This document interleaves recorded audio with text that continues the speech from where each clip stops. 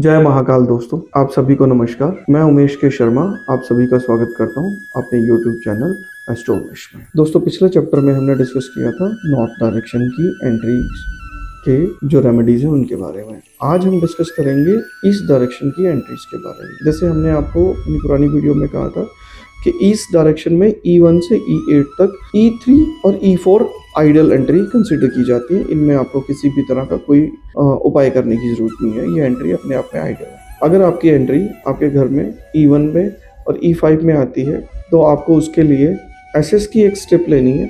SS होता है stainless steel. आपको स्टेनलेस स्टील की एक स्टेप लेनी है जिसकी चौड़ाई 2 से 2.5 इंच, जिसकी मोटाई अगर आपका मकान बना हुआ है तो 1 से 2 mm, और अगर अंडर कंस्ट्रक्शन है तो आप इसको 4 से 5 mm रखेंगे।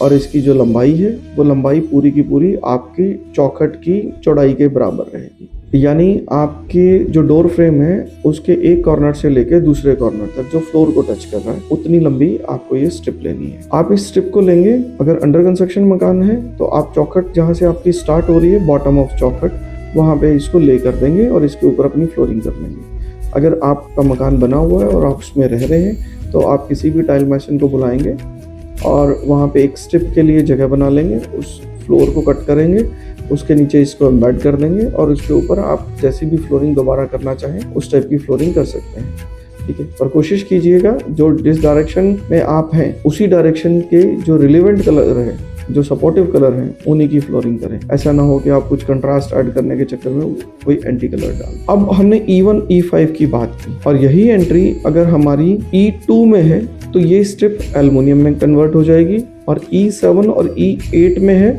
तो ये स्ट्रिप कॉपर में कन्वर्ट हो जाएगी। डायरेक्शन एक ही है पर मेटल 3 जा रही है, तो आपको बड़े ध्यान से अपनी डायरेक्शन चेक करके कि वो किस में आ रही है, E1 to E8 में, तो उसी के अकॉर्डिंग आपको मेटल का चुनाव करना है। इसी के साथ मैं अपनी वाणी को विराम देता हूँ। अब अगले चैप्टर में एक नई डायरेक्शन के साथ फिर मिलेंगे। धन्यवाद।